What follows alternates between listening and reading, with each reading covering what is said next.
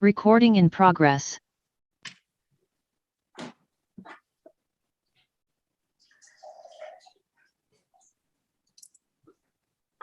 Hi, good evening, everyone. We're going to start shortly.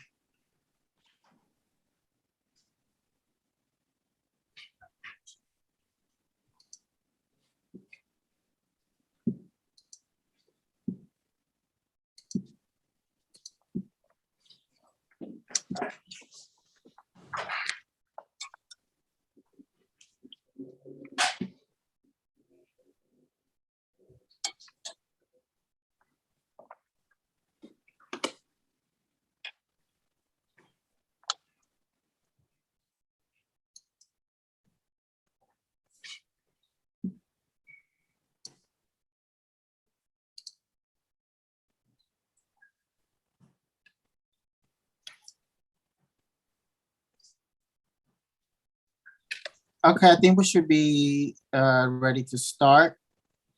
Good evening, everyone. I'm Eric Asensio, the chair of the Housing and Land Use and Economic Development Committee.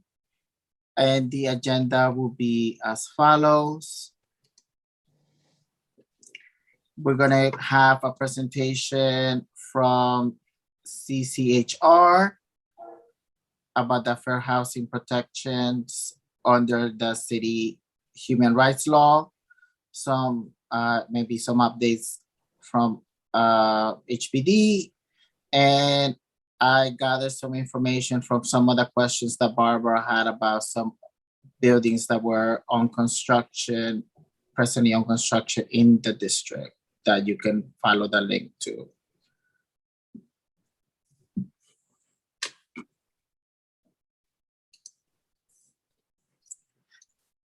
So on September 2nd, 2021, Governor Kathy Hochul signed into law Chapter 417 of the laws of 2021, which authorizes the community board to run this meeting remotely, and minutes will be taken for record keeping. The minutes will appear in our website within days and can be requested from the CV7 staff at any time. If you're calling into the meeting on the controls, we're joining from the line or cell by calling dial-up number. To hear all available commands, enter ** on your phone, *6 mute or unmute yourself, *9 virtual raise your hand. This is how we will run this meeting. So at CV7, Community Board CV7 has the right to remove or ask a member of the public to leave a meeting or block participation of anyone who engages in inappropriate conduct, including but not limited to obscene or offensive images or languages, personal attacks, threats, or any other behavior that reasonably impedes the orderly administration of the meeting. Repeated offenses will be reviewed by the Board Executive Committee or any other assigned committee for a ban. The amount of time to be objectively determined by the above committees of the participant in the event of repeated disruptive behavior. If in-person outbursts or attacks continue, will be considered disturbing the peace and the authorities shall be summoned. So everyone besides the speaker or presenter will stay muted throughout the meeting. After each presentation is over, I will inquire if committee members have questions. Committee members will signify that they have a question by pressing the raise hand button on your screen or request to speak through the chat or when the chair opens the floor. Members of the public who have joined through the online link will be asked questions or make a brief statement on the item after each presentation and after the committee has had the opportunity to ask clarifying questions by pressing the raise hand button on your screen or request to speak through the chat or when the chair opens the floor. Only those recognized by the chair of the committee will be allowed to speak during the allotted time. We will stay on topic with the agenda items. Any other items will be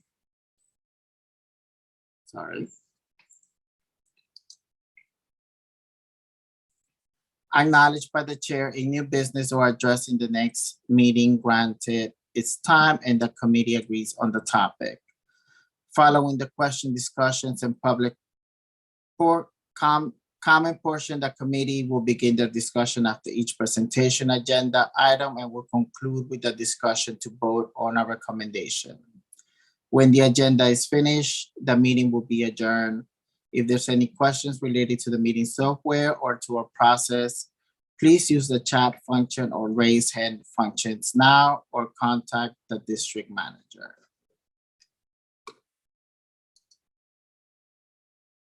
So we'll begin with attendance. Eric Asensio, I'm here. Myrna Calderon, Myrna Calderon is present. Sandra Erickson, Sandra Erickson, present. Mahbubur Jewel, Mahmoud Jewel present. Edgar Ramos, Helene Reed,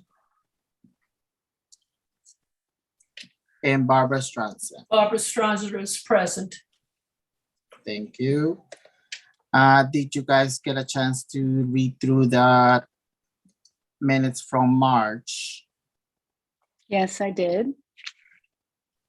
Okay, any comments or questions? Not for me.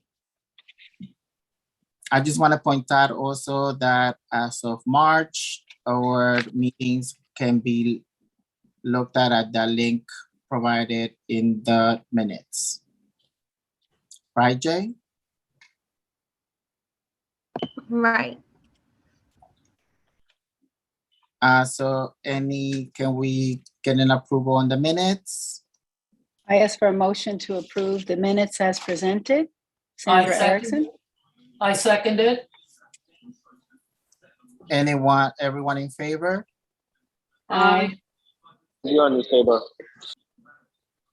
Great, thank you. So moving on with the agenda, we're gonna be having the presentation from, I guess a follow-up from the previous months. There was a meeting held between the council member and different members of the community in regards to the stabilization bed, which I think was very successful. And we have kind of gotten our point across that we want DHS to be a little bit more forthcoming with the allocations of upcoming shelters, if they're going to be open in the neighborhood. Myrna, would you want to? I think that was a good meeting, don't you think? Yes, I do. And we're just waiting for a follow-up from the councilwoman because what we requested is what has happened at BRC, where they have regular meetings with the community. And so that's what we're hoping for. Yes, So- we're definitely going to invite them back to bring them into the community for updates. But I also want to point out that we did receive this letter from the Department of Social Services where they are asking their intent, like for the community to provide input on site selection by helping to identify viable locations and also social service providers. We received this on April 1st. The district manager did. So I think this is a great step. So I think we should be thinking in the future if we think any location in our district could be of benefit. Just something to linger in the back of our minds. Right.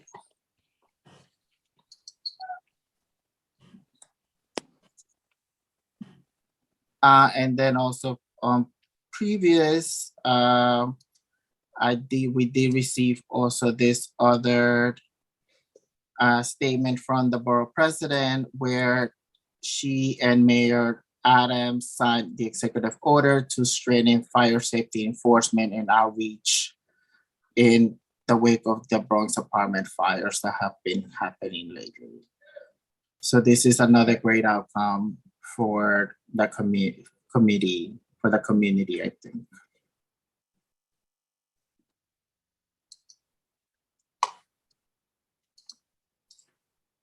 So we can move on to the housing CCHR updates. Who is here from CCHR? Hi, Eric. This is Orlando Torres from CCHR. Hi, Orlando. How are you? Good, good. Thanks for having me. So should I just get started? Yeah. Okay. I'm going to share my screen.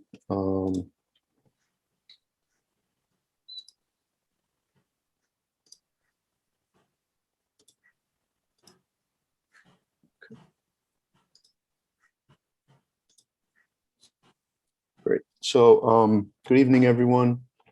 My name is Orlando Torres. I'm the director of the Bronx office for the City Commission on Human Rights.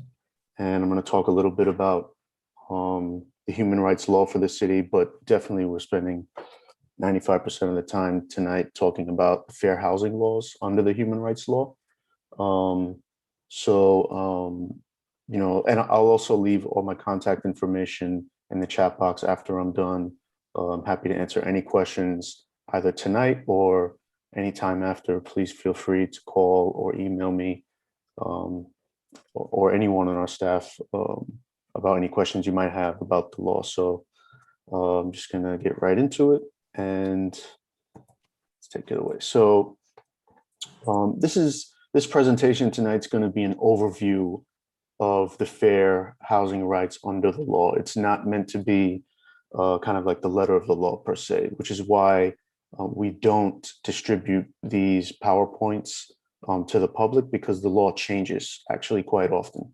So we don't want anyone pointing to like a slide in this presentation 6 months or a year from now and saying, but it says here that, you know, like you can't do this or you can do this, because that may change, right?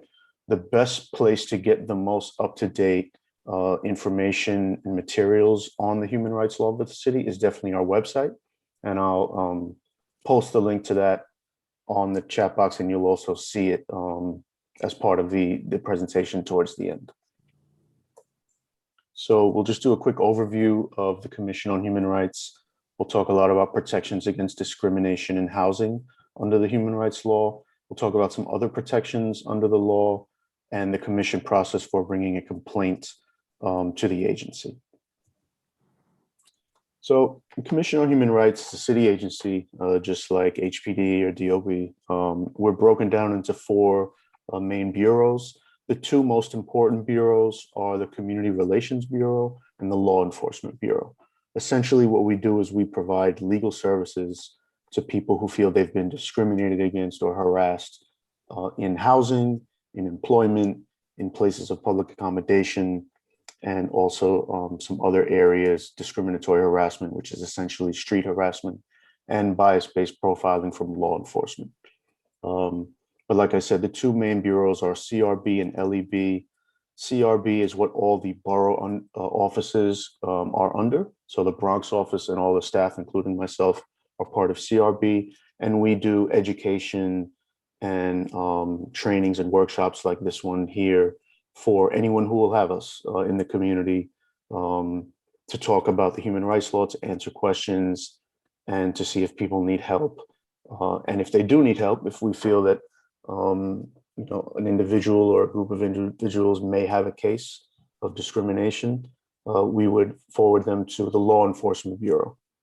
And those are the lawyers. They are the ones who accept all complaints and initiate all investigations. They would file, excuse me, commission-initiated cases and bring those cases to the city's oath court to conciliate settlements. So, like I said, the human rights law prohibits discrimination in several areas. We're going to focus primarily on that middle box, housing, tonight. Just some things to keep in mind when thinking about whether or not you or someone you know may have a case to bring to us. In most cases, the last incident of discrimination has to have occurred within the past year in order to file a complaint through the commission. There's an exception for gender-based harassment. That time period to file is 3 years, not 1 year. And we only cover incidents that happen in New York City. So you have to either live, work, or have experienced the discrimination or the harassment in New York City in order to bring a case to us. Any case that you want to file that goes beyond that 1 year, where the last instance beyond 1 year, you might want to try the State Division on Human Rights. In some cases, they can take those cases, but it's always better just to give yourself more options to try to bring it up to either agency as soon as possible. So the city defines discrimination as unfair or unequal treatment of a person or a group based on certain characteristics or protected class. And we're going to talk a lot about what a protected class is, but some examples of protected classes are things like your age, your race, your disability, your nationality, maybe the language you speak, and many other things. And it also does depend on what area of the law you're looking to file under. The city also understands discrimination to be multidimensional, right? It can happen in very clear and obvious ways, and it can also happen in overt or subtle ways, or ways that aren't so clear and might seem like normal, honestly. But the law is there to protect against it all. So that's why it's really important that promote the education and outreach through our offices, because a lot of times people aren't even aware that they're being discriminated against. It can happen, it can occur in interpersonal, institutional, or structural relationships, and it affects the way we're all treated in many different areas of society, the ones we mentioned, as well as education, health services, and the criminal justice system. In order to establish a discrimination case with the City Commission on Human Rights, we generally want to be able to show that the discrimination has occurred between two parties where there's a certain relationship in existence. So usually what that would look like is an employee and an employer, a tenant and a landlord or a housing provider, or a customer or a staff or owner of a public accommodation, right? Those are the three biggest areas where we get the most cases coming into. So we're usually looking to establish that relationship. I'm going to talk about protections against discrimination in housing now. I mentioned protected classes a little bit earlier. This is the list of the current protected classes that are covered under the law for housing as of right now. So you can see their age, whether or not there are children with the person who's either applying for housing or who currently has housing, an individual's color, their disability, their gender identity, their immigration or citizenship status, their lawful source of income, which we're going to talk a lot about tonight, lawful occupation, their marital or partnership status, their national origin, their sexual orientation, their status as a victim of domestic violence, sexual violence, or stalking, pregnancy, race, religion, creed, and uniform service. So these are essentially the reasons why no one should ever experience discrimination or harassment in housing, whether they're applying for housing or whether they are looking to access services in the housing that they already have, right? Just some general things to note in terms of the law. All housing providers must comply with the human rights law in New York City. What this essentially means is that it's unlawful to discriminate in private or public housing, land, and commercial spaces. So any person who is selling, renting, or leasing, including landlords, superintendents, building managers, brokers, and realtors, cannot discriminate because of a person's actual or perceived protected status under the law. There are some small exceptions, and those are for two-family residences where the owner or the member of an owner's family occupies one of the units. And that exception only applies if the landlord is not advertising or the owner is not advertising publicly. And that would include things like social media posts, Craigslist, things like that. The exception also includes the rental of rooms in a housing unit where the rental is being made by the owner of the unit, and the owner or their family member also resides in the unit. So who can be held liable for housing discrimination? As we mentioned, all housing providers, whether they're landlords, superintendents, rental or managing agents, real estate brokers and agents, newspapers as well. So if newspapers post, openings for apartment units or housing that's discriminatory, newspapers can be held liable as well as lending institutions, insurance companies, and appraisers. So I mentioned lawful source of income as a significant protected class under the housing law, and we're going to talk about what exactly that is. So as of February 15th of 2021, the law was expanded to make most of New York City rental properties subject to the human rights law's source of income protections, regardless of the number of units in the property. It used to be that certain landlords who only had buildings of a certain size could discriminate based on a person's housing voucher, and that's no longer the case. So lawful source of income includes any form of federal, state, or local government housing assistance, whether it's cash or a voucher. It includes income derived from Social Security, child support, alimony, and foster care subsidies, and it can include vouchers for security deposits, one-time emergency vouchers, or rental assistance vouchers. Essentially, it includes all rent subsidies. It includes Section 8, HASA, City FEPS, SSI, SSDI, and the GI Bill. So any advertisement that says no vouchers are illegal in New York City. Again, whether that's being posted in a newspaper or online, social media, or just kind of like a commerce site, it's illegal if it's posting for a unit or a house in New York City. A landlord or broker or agent thereof with the right to rent, sell, or lease housing cannot refuse to rent an apartment because the prospective tenant receives public or housing assistance, including Section 8. It cannot refuse to process renewal paperwork. It cannot refuse to do repairs for a voucher holding tenant and then do repairs for a non-voucher holding tenant. It cannot refuse to rent an apartment unless the prospective tenant earns 40 times the rent.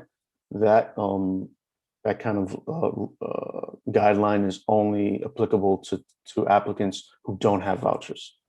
You also cannot print advertisements, including online or newspaper ads that indicate a refusal to accept vouchers or subsidies. And you can't require credit checks when the voucher covers the entire rent and the utilities. You also, for housing providers, they're not allowed to just pick and choose who they ask for credit checks, right, for their applicants. So if you're asking credit checks from, one person, you have to ask everyone. Some examples of lawful source of income discrimination that we see, very often in our office are statements like, we don't take payments from this program. Questions like, don't you have any other income? Or, okay, this program is fine, but can someone else guarantee the rent? Do you have like a co-signer? We will take that program, but you still have to pay first month's rent, security deposit, and the broker's fee in cash upfront. Or things like Section 8 is taking too long to inspect the apartment, so I have to rent it to someone else. These are all, violations under the law. Regardless of the number of units in the building, a landlord must accept the rental subsidies if the apartment is rent controlled and the tenant lived there when that law took effect in March of 2008. Obviously, there's not a whole lot of rent controlled units left in the city, but there are some, and so this would be relevant to those. And this applies to brokers or real estate salespersons who negotiate the rental, sale, and lease on behalf of a landlord as well. So different terms and add-ons or side deals for applicants with housing vouchers are not allowed. They're considered discrimination as well. So a housing provider cannot pick and choose which voucher program to accept. They cannot require additional payments or add-ons. from a voucher applicant. They cannot demand a broker's fee when the program provides a built-in reimbursement. They cannot charge a higher rent to a tenant with a certain voucher, and they cannot negotiate a side deal outside the terms of the rental agreement. Credit check and application fees are allowed unless they're applied differently among applicants. So that's kind of alluding to what I mentioned earlier. If you're going to ask for credit checks and application fees, everyone has to be asked for them, not just voucher holding tenants. So that kind of covered what sorts of income discrimination looks like. It's a big topic because we see, honestly, a lot of it's probably the third or fourth most common case brought to our agency overall throughout the city. And we cover a lot of different areas and 27 different protected classes. So that's a very high number. But there are other types of illegal housing discrimination as well. There's the refusal to sell, rent, or lease housing based on protected class. There's the misrepresentation of availability of housing based on protected class.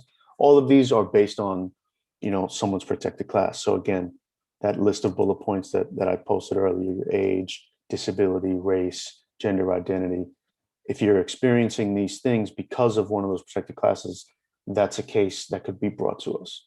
Providing different housing services or facilities, posting discriminatory advertising or marketing, refusing to provide reasonable accommodations for people with disabilities, steering potential homeowners, home buyers or renters to or away from a particular area, and pressuring for profit homeowners to sell by exploiting ethnic, racial, or other demographic changes. All of these are considered discrimination under the law. Some unlawful lending and credit practices, I'll just go over quickly. It's illegal to refuse to make a mortgage loan to a qualified applicant. It's illegal to refuse to provide information regarding a loan and to impose different terms or conditions on a loan or credit card, such as different interest rates, points, or fees based on someone's protected class. So I mentioned quickly reasonable accommodations. It's a very relevant topic under our law in housing and also for public accommodations as well. So people with disabilities are entitled to reasonable accommodations under our law. The city defines a disability as any physical, medical, mental, or psychological impairment or a history or record of such impairment. So what's a reasonable accommodation for people with disabilities? It's simply accommodating their needs to ensure that they have meaningful access to enjoy a housing unit or a public accommodation. It could be structural, that involves something that involves architectural modifications, or it could just involve a policy or rule change for a building or a unit. As long as it does not cause undue hardship to the housing or public accommodation provider, the reasonable accommodation should be provided to whoever is asking for it. And the housing or public accommodation provider has the burden of proving that undue hardship. So if a housing provider wanted to deny a reasonable accommodation request because they believe that it was going to cause an undue hardship, what they would do is just communicate that to us, and we would determine if that accommodation did indeed cause an undue hardship by looking into the nature and cost of the accommodation that's being requested, financial resources of the housing provider, tax records, financial statements, depreciation, and any documents covering revenues and expenses for that housing provider. So we're also looking for a cooperative dialogue in this case between the two parties. So for example, if a tenant is requesting that a ramp be built or maybe grab bars being installed in their apartment, before calling us, what we'd want to know is that the tenant did reach out to their housing provider, their landlord, and formally request these things. And we'd be interested to see what the response was from the housing provider before officially filing an inquiry, right? So we're looking for that good faith dialogue between that provider, the housing provider, and the person who is requesting the accommodation, where they're talking about the accommodation needs, any alternatives to the requested accommodation, and maybe the difficulties that the accommodation might pose for the housing provider. That accommodation has to be requested by the applicant or a resident with a disability. and the law requires that the landlord and owner pay for that accommodation if reasonable. So some common barriers that are faced by people with disabilities in housing are things like steps at the primary entrance of a building, whether that's interior or exterior or both, inaccessible paths of travel into the building, not having handrails on steps, doors that are too narrow or too heavy, stairs leading to laundry rooms or mailboxes with no alternative paths, and bathtubs that are too difficult to enter. Those are, a lot of what constitute the reasonable accommodation requests that come through our agency.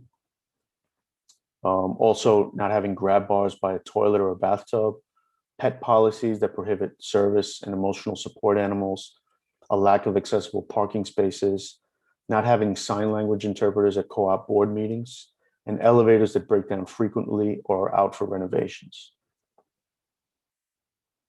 So some examples of reasonable accommodations that we see often are, like I said, things like installing interior or exterior ramps at buildings for wheelchair access, installing grab bars or handrails in bathrooms, permitting service animals, installing electronic doors, and permitting a tenant who has depression or anxiety to have an emotional support animal in their home, even if there's a no pets policy in the building.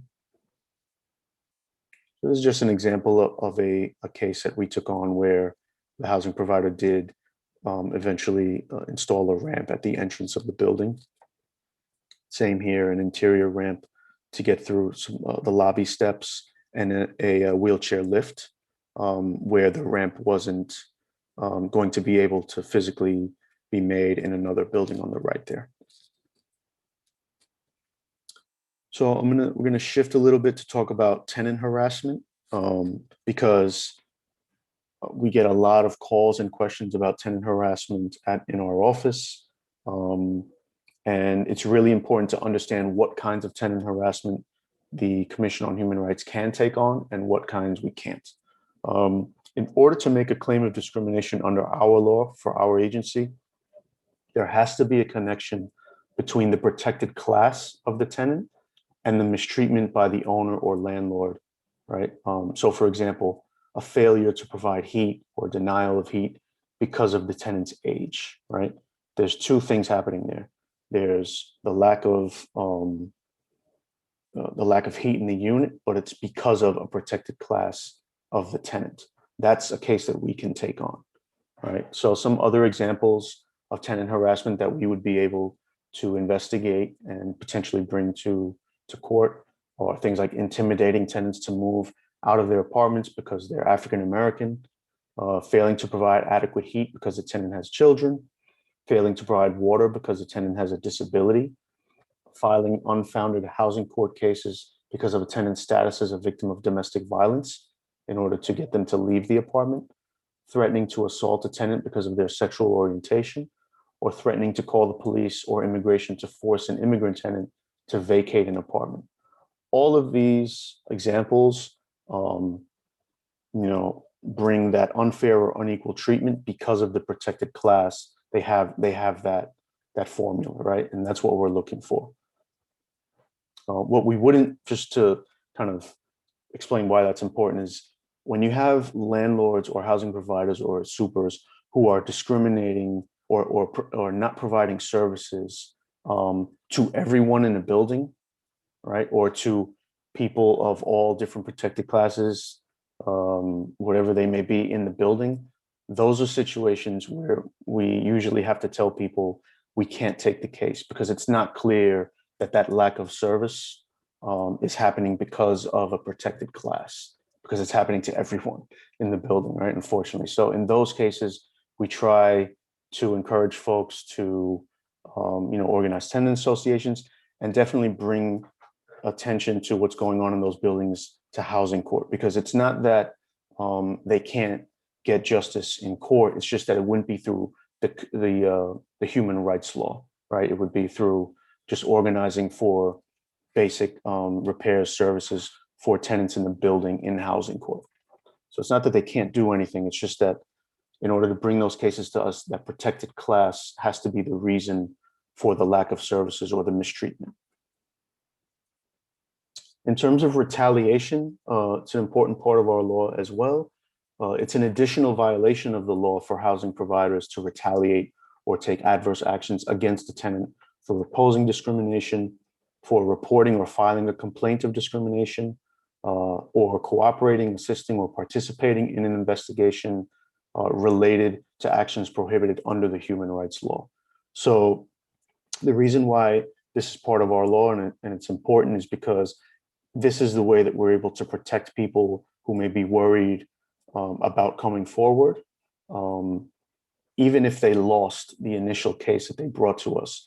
If they can prove that they were retaliated against because they brought a case to us, we can probably, get justice in that second case, right? So retaliation is a separate case that can be brought against people who are already being investigated under the Commission on Human Rights. Some examples of retaliation in housing could look like blacklisting tenants, refusing to make repairs after an investigation has been initiated, refusing to renew a lease for a tenant who has, brought a housing provider or their landlord, to our attention, or intimidating tenants, right? Telling them that they're gonna, get in trouble, either with the law or for any reason, because that housing provider is part of an investigation. All of these are illegal examples of retaliation. So I'm going to go over 2 case scenarios real quick. So we have 4, but I figured 2 would be fine. I don't want to take too much time on the agenda. And so what I'll just do is read a short scenario, and I'll just be interested to hear from the group, whether you unmute yourself or even just write it in the chat box about whether or not you think these scenarios constitute discrimination under our law or not. And we can talk about why and answer questions afterwards as well. So I'm gonna skip that one. That one's too easy. Let's do 2. Sam, Julia, and their children are tenants in a large building. They're from Colombia, as are many of their neighbors. A new landlord just bought the building and has been approaching each tenant to try to buy them out of their lease. The landlord has also stopped making repairs. The landlord's employees have been telling the tenants that there may be police action in the building because they suspect drugs and prostitution. They told Sam and Julia things like, "We know it's not your family, but once the police get involved, we can't be certain immigration won't come to, and you might be deported. We know you aren't from the US and don't have status." Sam and Julia feel pressured to take the buyout, even though they don't want to leave. So the question is this housing discrimination? On what basis? And what if everyone in the building is treated the same? So I'm happy to hear anyone's response to any of the questions. Yes, it is. And Yes. intimidation. Right, it's also intimidation. On what basis is this housing discrimination? What do you think? Like, what is the protected class at question here? They have children, and I think their race, quote unquote Colombian drug lords, things of that nature. Exception of And their what- immigration status? Yeah. Yep, that's right. Yeah, exactly. So specifically for Sam and Julia, they've been kind of targeted, because of their nationality. And it might not just be them either, right? Like if there are many Colombian tenants in the building and they've all gotten the same kind of communication from the landlord, there's probably a case there for discrimination based on nationality. There's definitely a case in the case of Sam and Julia potentially being their immigration status as well, right? We don't know if they are citizens or not, and neither does the landlord probably. But just the perception that that they are not naturalized citizens and they're facing this discrimination and these threats because of that is a case, right? Now, that last question though is important. What if everyone in the building was treated the same? What if everyone was threatened with maybe police action, and obviously the landlord's trying to buy everyone out? What would be the case then? Would that still be discrimination under our law? Yes. Okay, Yeah, anyone else? because you did state that many of the neighbors are of that same nationality. So I don't, it's still the majority from what I'm gathering from this scenario. Yeah, yeah. That's something, and that's exactly what we at the commission, if like, let's say this case was brought to us as it is written there right now, we would need to know more, right? If we knew that most of the building is, let's say, Colombian tenants or Colombian descendant tenants, but there are other tenants as well of other nations or maybe US born, and that everyone, all of them, have been approached to buy out their lease, and also everyone also stopped receiving repairs, right? Then if it was just that, then we may not be able to take that case, because until the landlord started targeting tenants who they thought were unnaturalized citizens and started attaching criminal behavior to their nationality, until that happened, their nationality wasn't we wouldn't be able to prove that their nationality was the reason they were not receiving repairs. And so when it's the whole building, when it's tenants who come from a broad kind of swath of different protected classes, those are cases that are much tougher for us to prove, where there's discrimination based on protected class. So we would have to look into a lot more detail about. So what do you guys recommend in those scenarios for the tenants to do? Document, etc. Like, what will be the procedure?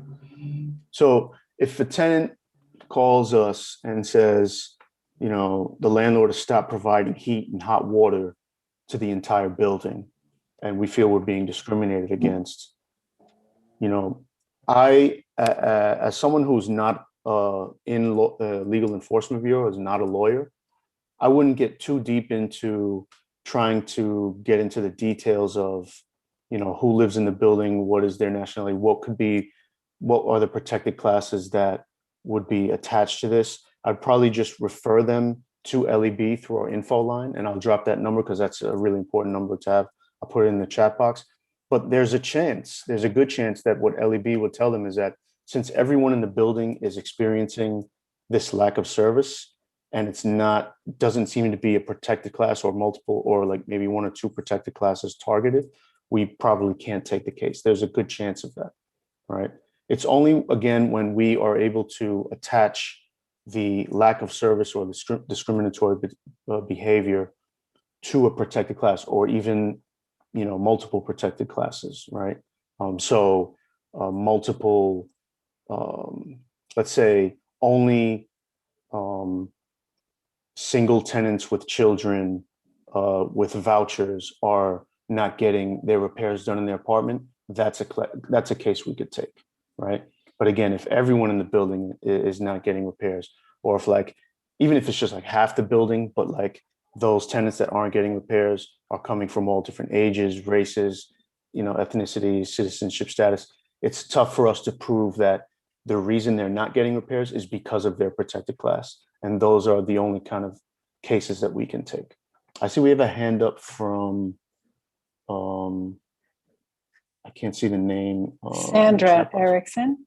Okay. Erickson. Yeah. I just want to add that I'm a New York State licensed real estate broker for almost 40 years.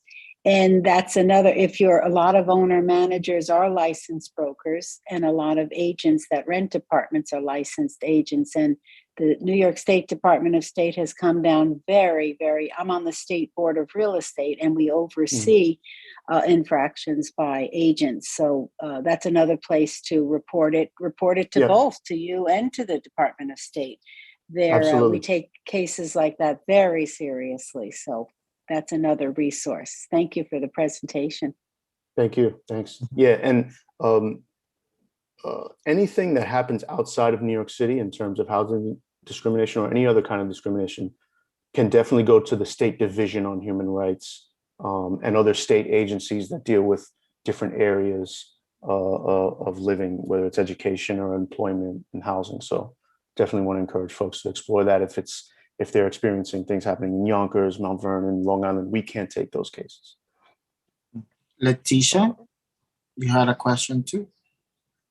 Yes, I have a question in regards to what is the stipulation for people that have, like, for instance, my mom lived in the building for like, I want to say almost 30 years.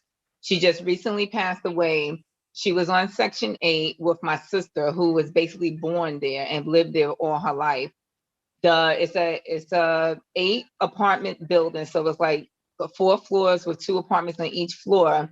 And the landlord died many years ago, and his wife took over the apartment. There was plans to sell the building, so all the tenants moved out with the exception of my mom because she was disabled. So the landlord, but somehow she finagled for my sister not to put her name on the lease because she was like, oh, well, you're already an occupant in the apartment. But she doesn't seem to realize my sister has always lived there since birth and was actually on the Section 8 voucher as well. So like I said, my mom just recently passed away in January, and the woman wants her, quote unquote, out because she needs to do repairs.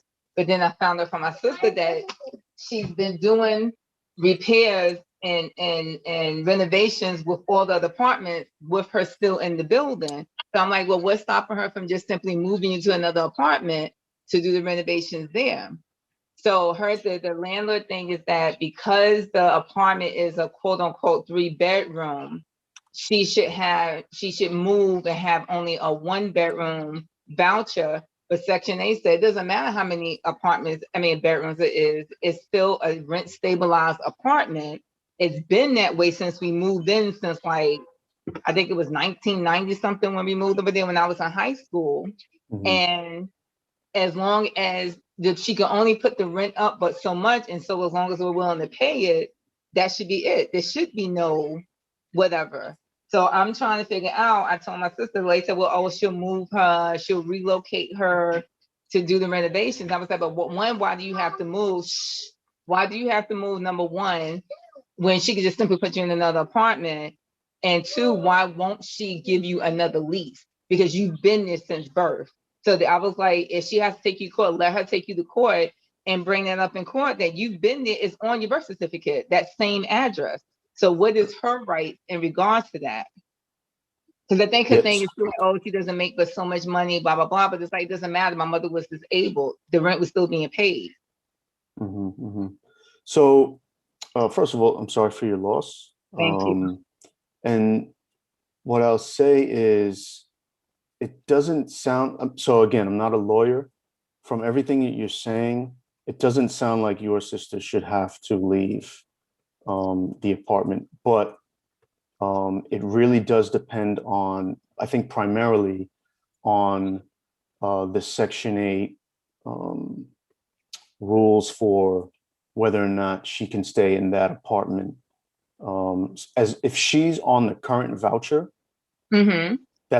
so she's got 2 really big things for her in my estimation, just from what you're telling me. She's on the Section 8 voucher that's currently tied to the unit, and she can prove that she's been there for a very long time. So even if she's not on the lease, on a like a renewed lease, I don't think the landlord would be able to prove in court that she hasn't been there this whole time. So I think your instincts are correct. I would say she's definitely going to have a strong case in court. I just can't guarantee to you that Section 8 won't say, okay, since this, like, I don't know if the voucher was, if the voucher was given to your mom because of the disability or just because she needed the income to get into a unit and she was approved at the time. And if that dynamic changes because, it's now your sister's voucher. I don't know the details of that. So that would be the only question that I would think. I can't, so I think that's the best answer I can give you. I can also refer you to our housing specialist who may be able to privately. She should reach out to you privately, Orlando, I think. Yeah, sure. Yeah, we could definitely. I'll leave my cell and an email, and we can talk. Okay, thank you. I did have a question for you, Orlando. Sometimes people who are looking to rent also say, oh, a landlord prefers to get people that have a voucher rather than rent it out to me that I don't have. Is that also a form of discrimination, or is that not, like that? You hear that a lot in New York. Yeah. You hear it a lot. I don't know how accurate it is. I think it does depend on the landlord. I think there are certain landlords that are prioritizing those vouchers. I also think that may be shifting now based on the new housing laws that the state passed a couple of years ago.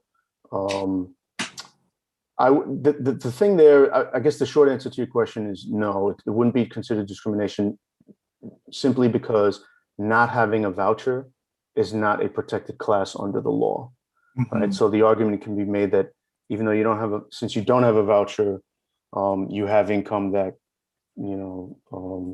should be just accepted. And if you're not getting it, might be for another reason. Not that you don't have a voucher, maybe it's your credit score or something like that. So I think that's the short answer.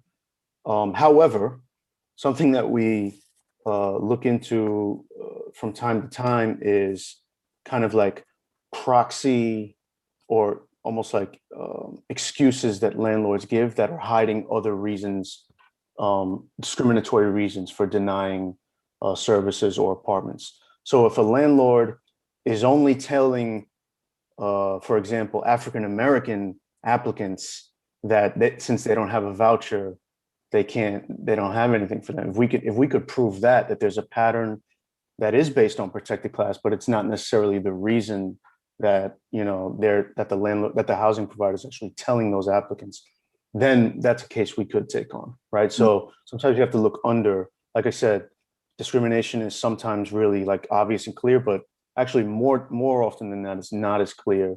And you have to go digging a little bit to find those underlying reasons. But just, the short answer is no. Just, being told that you didn't get it because you don't have a voucher is not discriminatory. Although I don't know if that's necessarily, that's a good question. Sounds like you have to see it from every aspect. Yeah. For a lot of different aspects. Anyone else on the committee have questions for Orlando? Or from the public?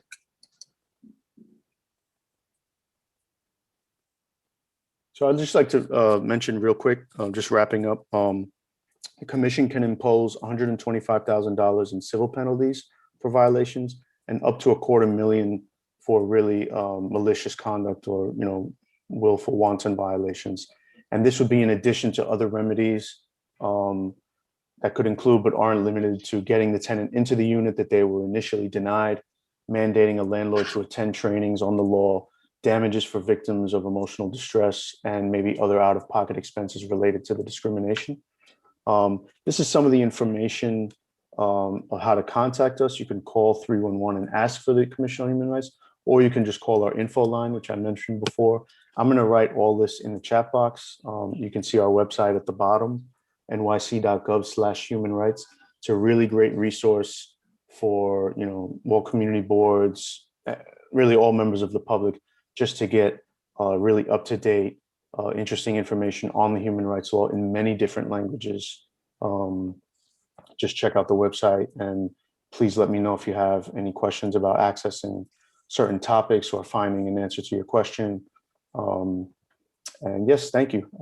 Thanks for having me. Hope I didn't go too long. Oh yeah, sure. I'm sorry.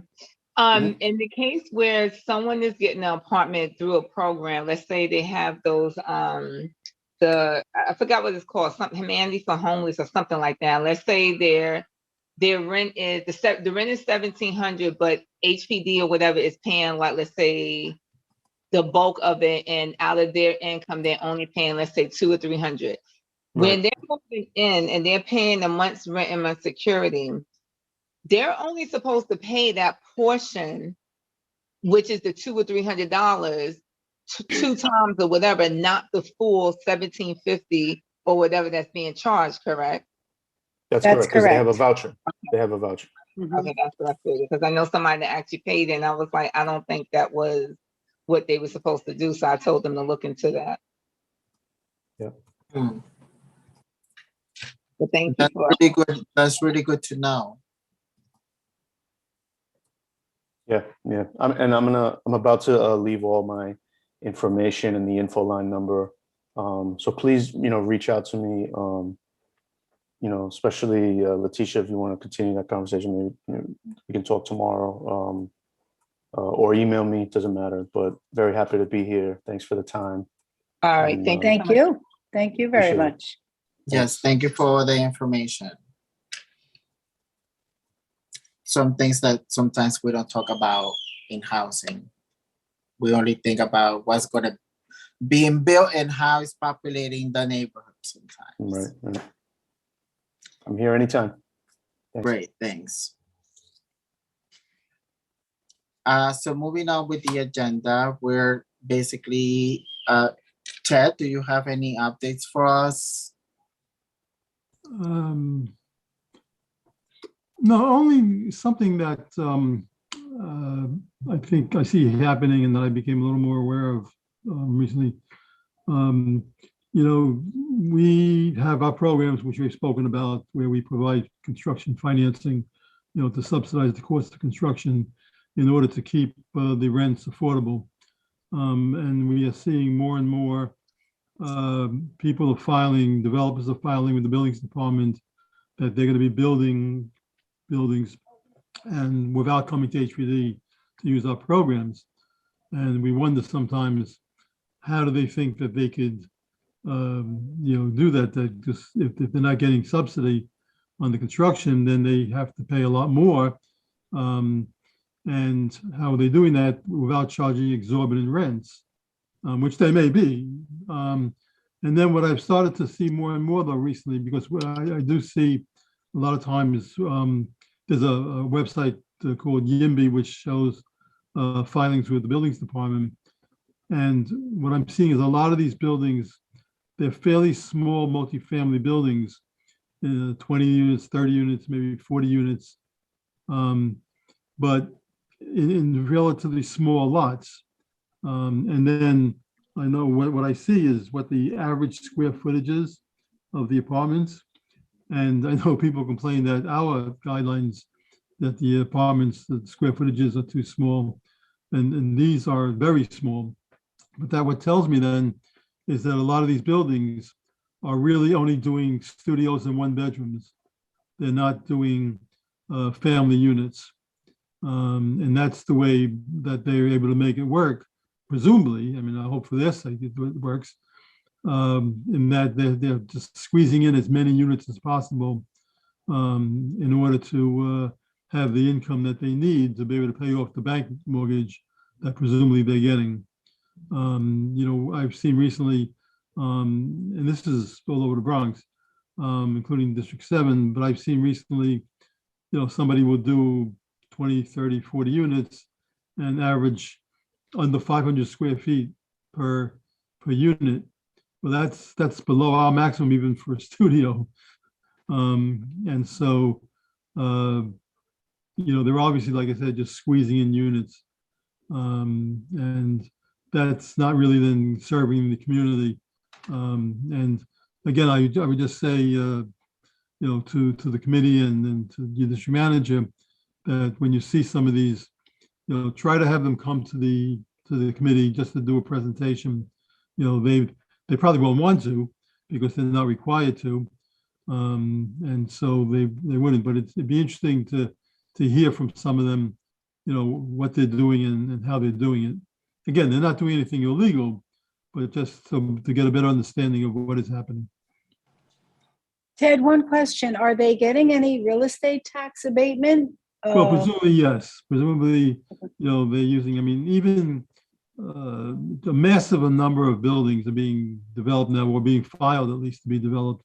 And what they're doing is, if they're not using our finance programs, they are using the tax incentive programs, which overwhelmingly are as of right. And so, you'll see like even, not so much in your district, but even like in the very deep South Bronx, like along the Deegan, you'll see these towers that are going up where they're going to be charging a lot of money for rent in those buildings in areas where you wouldn't think that those rents are achievable. They will have to have 20 or 30% of the units be affordable if they're using a tax incentive program. But even then, what's defined for them as affordable is not low. So, almost every building, maybe not somebody in Midtown Manhattan, but certainly in the Bronx, anybody who's building a building, particularly if they're not using subsidy for financing, they're using a tax incentive program. Is it usually the 421A? 421A? Okay, but 421A. that's already now not been renewed, right? Well, I don't know. And, I don't know what the final agreement with the budget was, if there was substitution for it.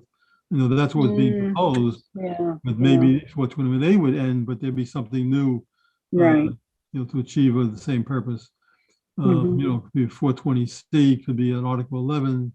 These are the various tax incentive programs. But, Article 11 requires city council approval. The others, if you fill out the forms correctly and you follow the rules, you'll get it. Right. Thank you. That's good to know.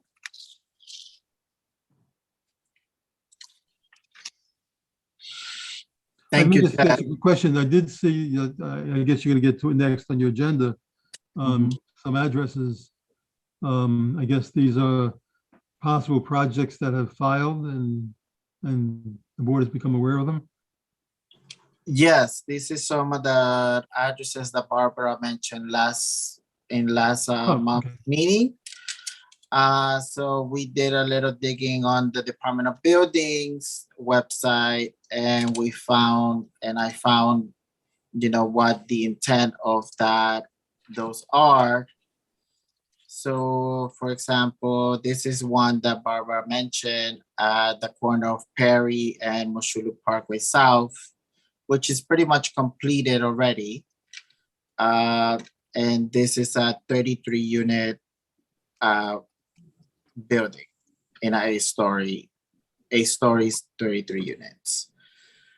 And the other one that's coming up soon, where they're demolishing the warehouse, is on, what was the address of this? 320, I think, Barbara? 390 is the second 390. one. 390, right. It's Yes. between Webster and Decatur. Right, so this is gonna be another 52 unit building, 10 stories, facing Moshulu, with the rear yard equivalent, basically a rear yard facing 201st Street. This is the zoning. What, Barbara, what was there before? What was that It garage? was that old empty garage, The right? garage, oh, you've been looking at that for years. Years, which I oh. understand wasn't stable when it was originally built. Mhm. So something like this is gonna be coming up, Barbara. 10 stories. Well, they're working there already. The Yes. garage is almost all down. Thank you for looking it up, Eric. No problem. And yeah, like Ted is right, we should probably, keep looking at the Department of Buildings website and maybe reaching out to these developers to kind of come and give us at least a courtesy presentation. True.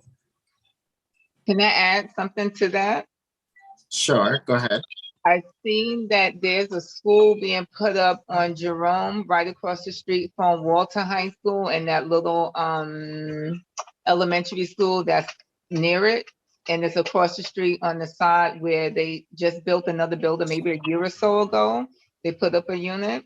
And when I went past, I said, oh, what building is this? And I looked, and it had a big old sign that said schools. But I was like, I didn't recall. I remember mentioning that we needed more schools, but I never recalled hearing that a school was going up at one of the other meetings. So I was a little bit surprised. You're talking about on 196 in Jerome? Right. Mm-hmm. Yeah, I didn't realize that the building was going up there. Yeah, there's a new building going up where the old Social Security office Right. used to be. I'm gonna look into it. I'm not sure what it is exactly, to be No, honest. it's definitely in school because I took a snapshot of that sign that they put to tell you like what's going up, and it's definitely all it said was school and whatever other little information to go on some website, but it's definitely it says schools Oh, definitely. okay, Yeah. okay, that's good. That's a We good do thing. need, That's a very we good do need thing. more schools. Mm-hmm. Great, great to hear.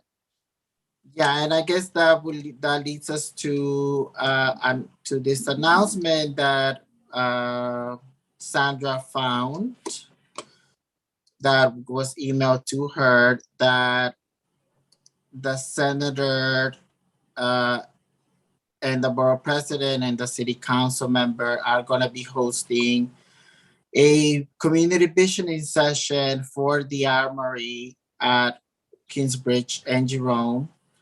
I'm going to try to put that information for you to register on the chat, but this is this Thursday, right, Sandra? Yes, Thursday.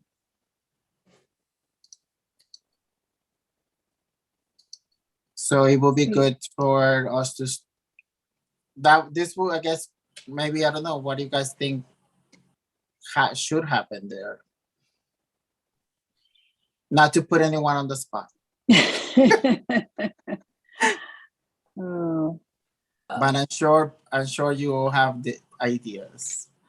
Well, I like that at one point there was a plan that had about, I don't know if it was 10%, but the head house they spoke of, that would be for community usage, community facility. That would be great. Mhm. I see someone wrote student leadership workshops. So, I mean, there's so many things, a wish list we would have. I think it would have been great, and maybe the follow-up meeting to this, if the community board could also be a part of it, because, we're all advisory in the sense, and it would be great to be a part of it. Yes, I agree. So yeah, we'll have our own little session maybe next month. We can talk about it a little bit further after we hear what the powers that be have to also say. right. Mhm. Good idea, Eric. That's I a great think idea. This week, we should go and listen. Yes, great idea. Yeah. I mean, sometimes I think I want like a Barclay centered idea, like an arena there, because we need one in the Bronx too. But I don't know. Would it be chaotic? Probably. We'll have to see. My concern with that is, like when they were going to put up the ice rink, and the feeling was that it would not be for the community. People would be coming from all over, similar to what happens with Yankee Stadium. So we'll see. I think now it would be of a greater advantage to the community if we had things, schools and whatever else they want, that would really serve the community rather than the suburban areas coming in. Right. But maybe we could have a mix too. Right. There's enough room there, one floor for one item and the next floor maybe for something else. There's plenty of room. Yeah, I just want to ask something. Mr. AJ put in the chat something about Sam's floor covering. Oh. AJ, did you hear anything about that? Would you tell us? Have you heard any updates on that? Oh, suggested site for housing. I think is it commercial? I guess you could put housing there. I know at one point they were going to put the men's transient housing there, and the community board fought against it because it's across from a school, and that's when they moved over to Jerome. Councilmember Cohen assisted us with that.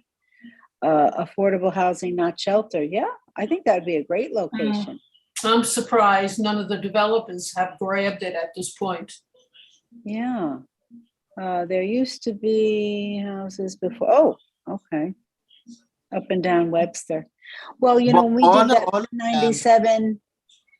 97C plan, we that did involved in rezoning there, and we did get some housing. The Bedford is there. That was our first one that came in.